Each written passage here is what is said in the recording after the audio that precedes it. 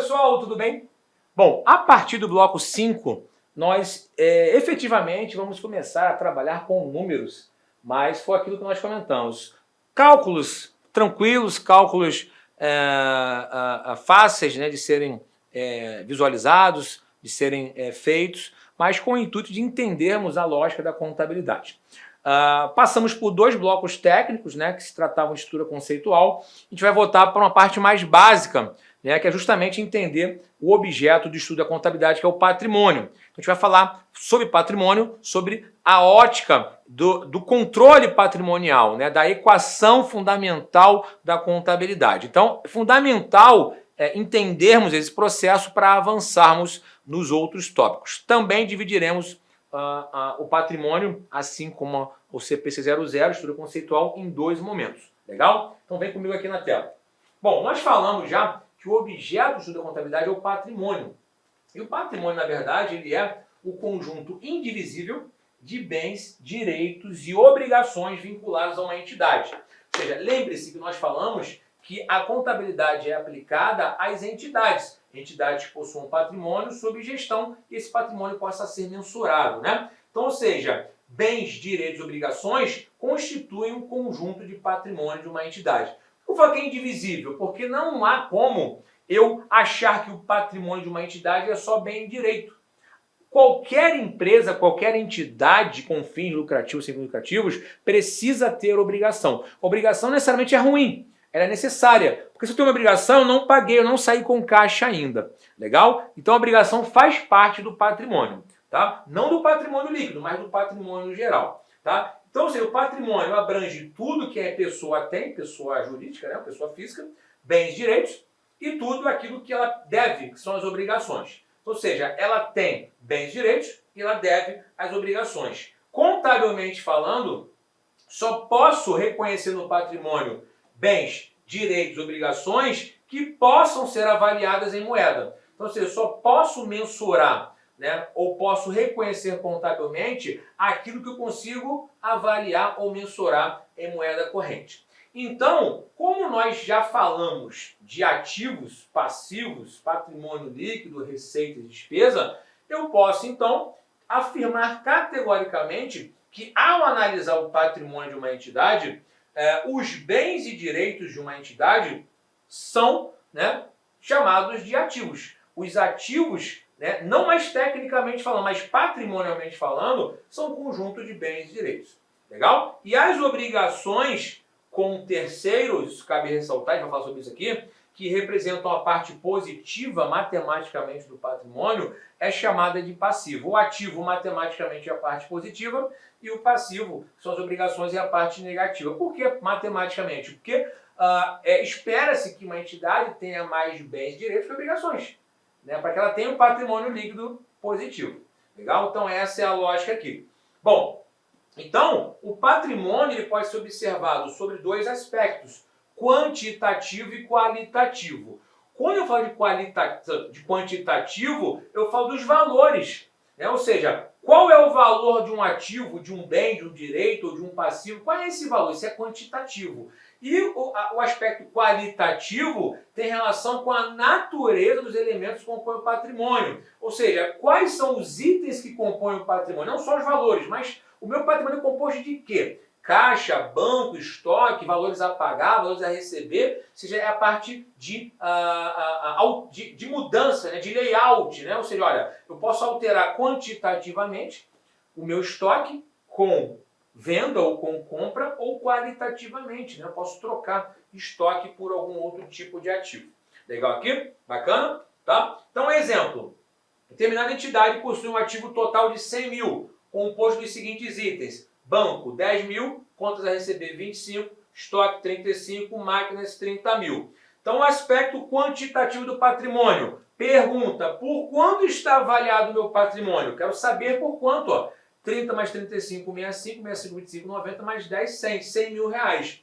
Aspecto qualitativo, quais elementos compõem meu patrimônio? Então, eu não posso apenas olhar pelo prisma quantitativo somente ou qualitativo. Tá? Então, já caiu questão de prova em relação a isso. Então eu só posso olhar pelo prisma quantitativo? Não, tá errado, pelo qualitativo também. Legal aqui? Bacana? Bom, ao analisar os bens, aí eu posso afirmar categoricamente que os bens normalmente são objetos de propriedade da empresa. Considerando que o ativo não somente são bens, não se restringe somente a bens, né, tem os direitos, então eu posso falar que os bens, eles são de propriedade da empresa, ok, mas não são a totalidade de ativos, beleza? Tá? Então que tipos de bens eu posso ter? Podem ser classificados como bens móveis, tá? Móveis que podem ter circulação e bens imóveis que não consigam circular. Tipos de bens móveis: dinheiro, veículo, móvel, utensílio, equipamento, máquina, estoque, semoventes, for atividade rural. Eles podem circular, podem transitar. Então são bens móveis. Bens imóveis: edifícios, terrenos, construções estão intactas, não consigo circular. Só demolir, na verdade, né? Mas circular eu não consigo. Também posso classificar os bens de forma a entender se eles são corpóreos ou incorpóreos, tangíveis ou intangíveis. Os materiais ou tangíveis têm substância física. Mercadoria é tangível, veículo é tangível, um imóvel é tangível. Eu posso tocar, né? Instalação é tangível, terreno é tangível. Agora, eu posso ter alguns bens, né, chamados de bens incorpóreos, softwares, né, marcas e patentes, desenvolvimento de produtos, né, então são chamados de bens incorpóreos. Legal aqui, gente? Beleza? Show de bola? Bacana, né? Bom, os bens ainda podem ser classificados como bens numerários, quando eu estou me referindo ao caixa, né, ou os valores que eu estou aplicando no banco ou guardados no banco, bens exclusivamente de venda, estoque de mercadorias, estoque de produtos acabados, bens de uso que são utilizados na própria empresa, imóveis, veículos, bens de renda que eu adquiro com o propósito de alugar, né, terrenos que eu não utilizo na empresa na atividade operacional, que são utilizados para valorização. Então reparem aqui que os bens eles serão classificados de acordo com a natureza da sua utilização. Tá? Por exemplo, um veículo ele pode ser um bem de uso ou um bem de venda. Se eu estiver falando de uma concessionária de automóveis, o veículo é estoque, é um bem de venda. Se eu estou falando de uma empresa que tem o carro para locomoção dos seus diretores, funcionários, enfim, é um bem de uso. Então vai depender da natureza da utilização daquele bem.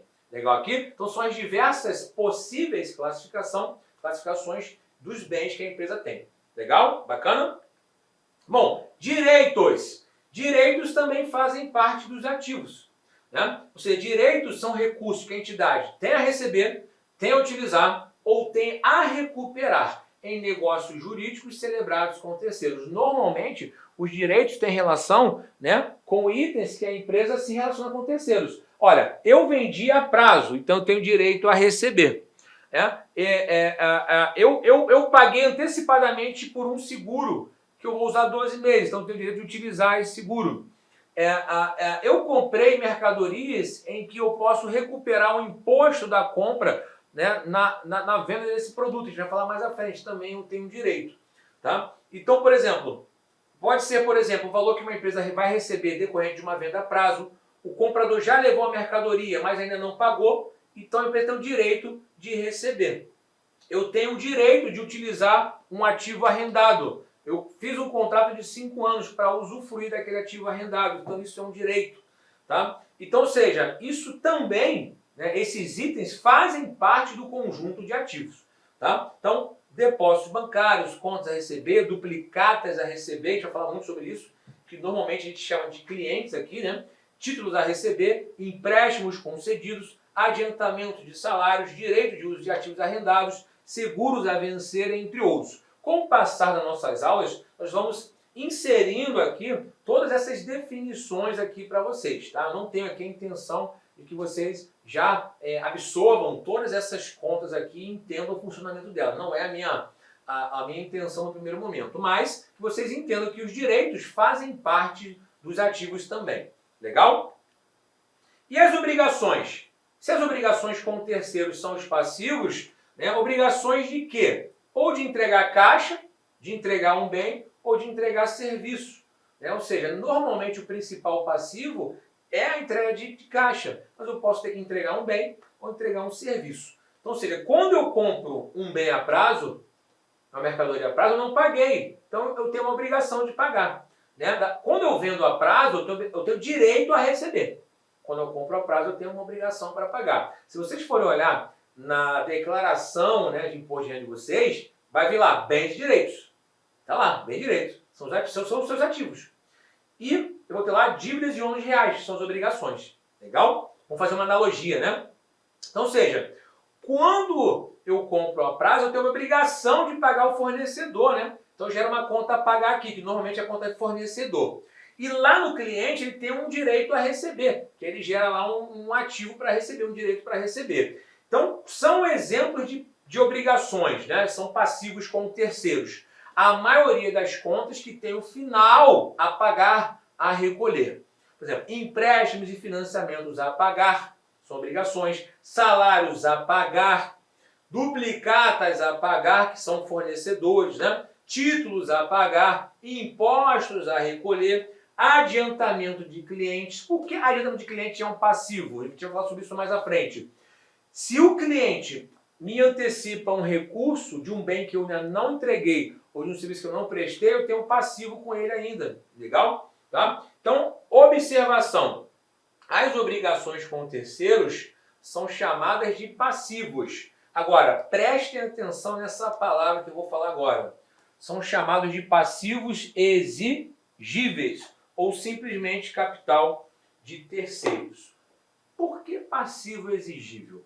Porque uma obrigação com o terceiro, ela é exigida por esse terceiro. Você tem a obrigação de pagar. Tá? Uma obrigação, um passivo não exigível, eu não tenho a obrigação de pagar. Mas que tipo de passivo não seria exigível? Já já a gente vai falar sobre isso. E por que capital de terceiros, Anderson?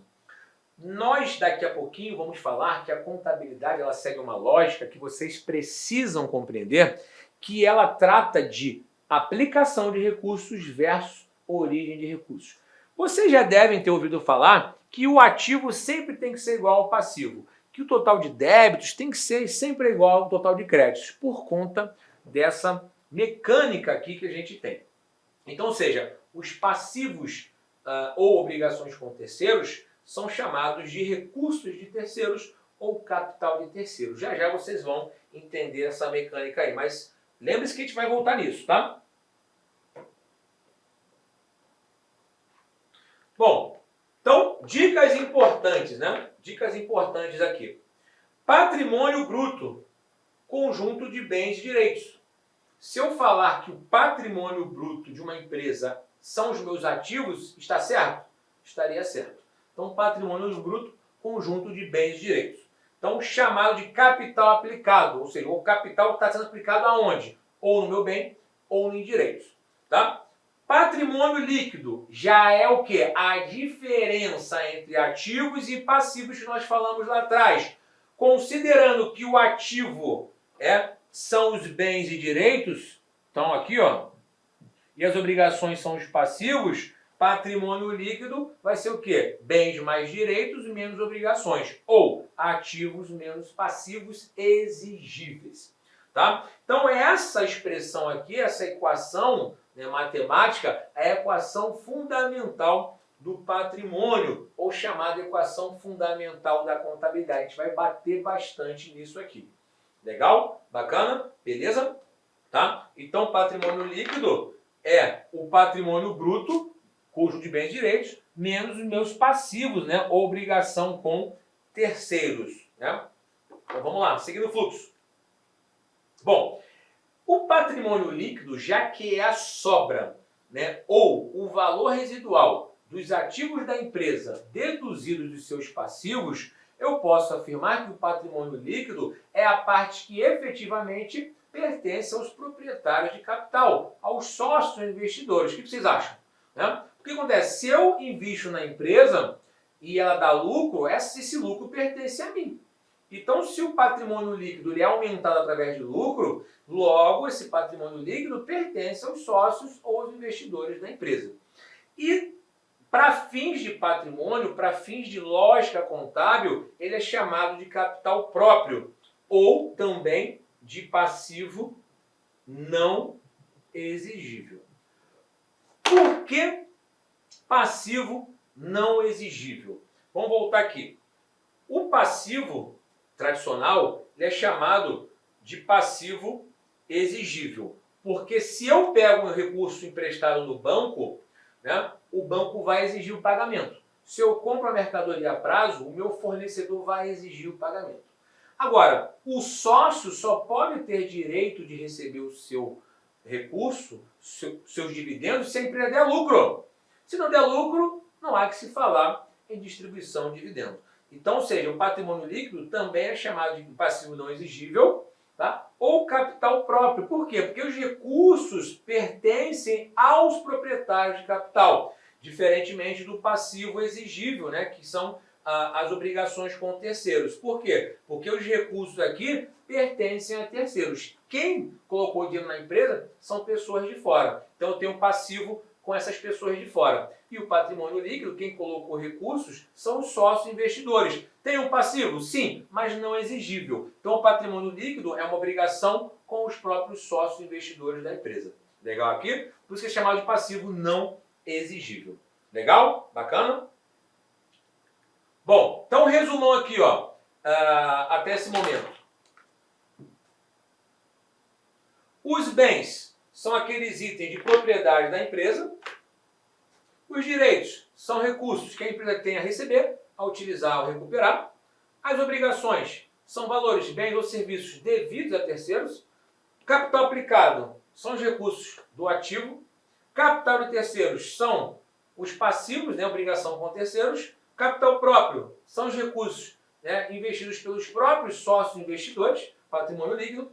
Patrimônio bruto, conjunto de bens e direitos. E patrimônio líquido, bens mais direitos menos as minhas obrigações, né, ou os meus passivos aqui. Então esse resuminho aqui é fundamental para a gente dar continuidade. Legal aqui? Bacana? Então vamos avançar. Bom, nós falamos aqui que a equação fundamental do patrimônio ela é representada, né, pelo somatório de bens e direitos menos as obrigações com terceiros. Né? Então, ou seja, a equação fundamental da contabilidade... Olá, meus amigos! Inicialmente eu peço licença de ter interrompido os seus estudos. Mas, olha só, essa aula é uma aula demonstrativa aqui da Lá Concursos para você conhecer o professor Anderson Fumax. Você quer assistir essa videoaula? Aliás, você quer fazer um super curso de contabilidade? Então vem comigo. Nós aqui da Lá Concursos, nós temos, olha só, uma super isolada de contabilidade geral e avançada do professor Anderson Fumax. O link para a matrícula está aqui no vídeo, aqui embaixo, aqui na descrição, e custa apenas R$80. É isso mesmo, R$80 por um prazo de acesso de 80 dias. Professor, mas tudo bem, eu sou um aluno bastante criterioso, eu gosto de analisar, eu quero saber o que eu tenho direito. Primeiro, 80 dias de acesso ilimitado. Você pode assistir quantas vezes quiser na hora que desejar. A única coisa que não pode ter são 2 acessos simultâneos e baixar os vídeos que nós temos no sistema de controle.